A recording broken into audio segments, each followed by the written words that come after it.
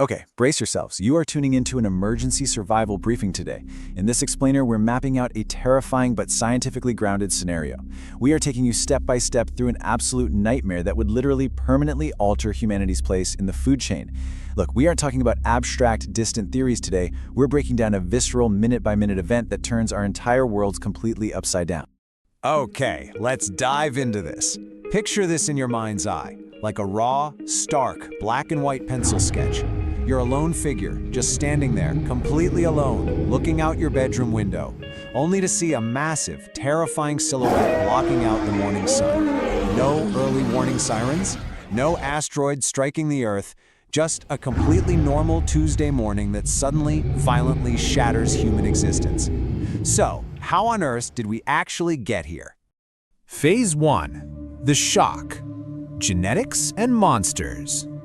Right, so let's talk about the mechanics of de-extinction. Here is a hard, unavoidable scientific fact. DNA degrades rapidly over time. So a 100% pure, original dinosaur is basically biologically impossible.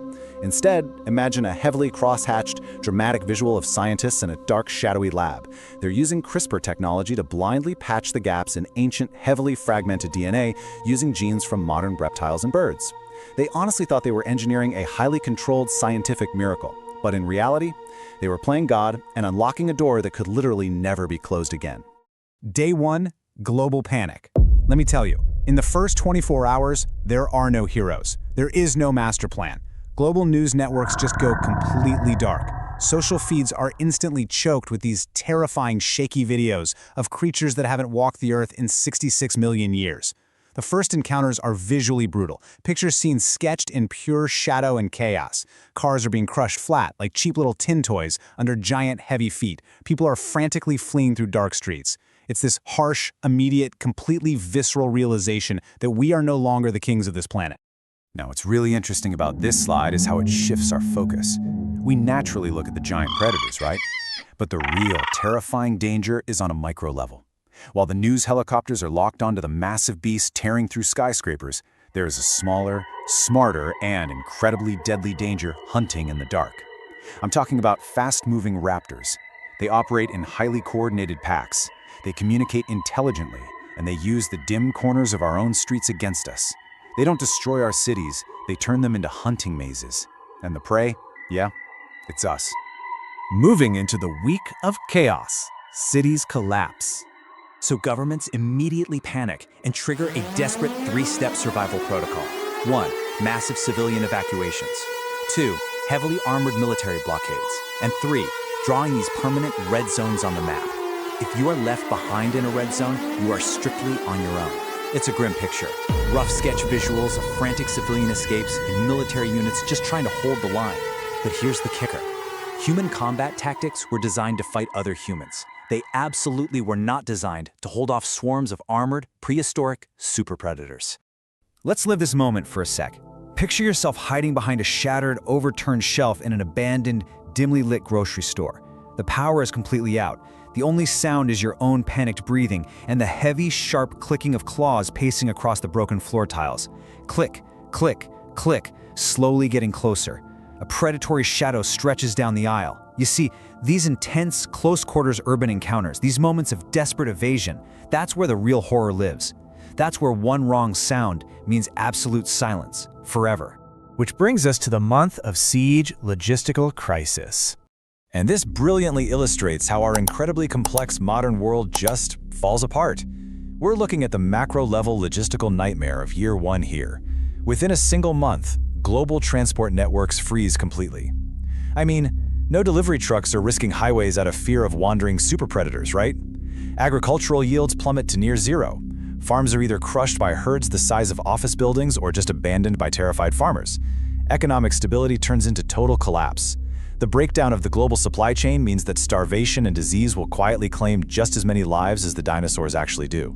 Now, you might be wondering, wait, don't we have modern weapons, missiles, tanks?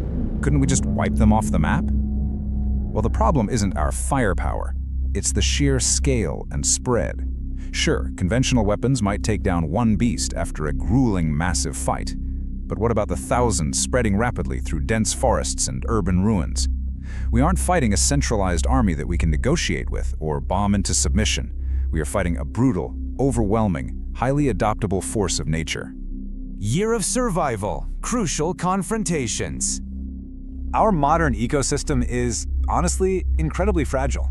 The animals that we consider apex predators today, think lions, wolves, grizzly bears, they are basically just light snacks for Cretaceous-era monsters. It is a violent, brutal collision of two completely incompatible eras.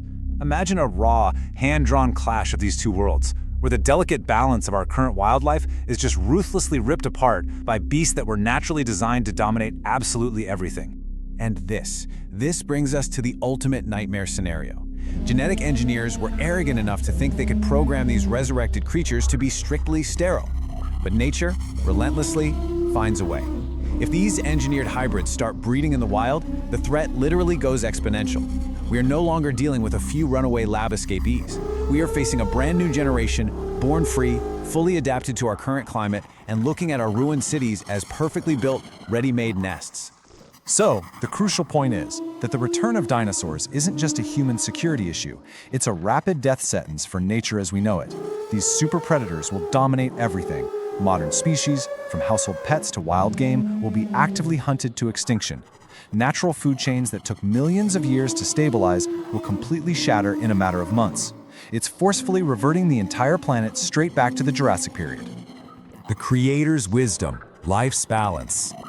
We have reached the dramatic climax of our scenario, the big question. Can humanity somehow step back, build highly fortified cities, and actually manage a tense coexistence with this new reality? Or have we permanently surrendered our spot at the top of the food chain forever? Think about it. The disappearance of the dinosaurs 66 million years ago wasn't just some random disaster or a cosmic mistake. It was a precise ecological design. It prepared the Earth, creating the exact balanced conditions necessary for humanity to emerge and actually thrive. When we arrogantly try to play God, when we try to turn back the clock and break that profound ancient design, we invite nothing but our own destruction. Which brings us to the realization that our very existence is part of a delicate, brilliant balance. But let's flip the scenario entirely.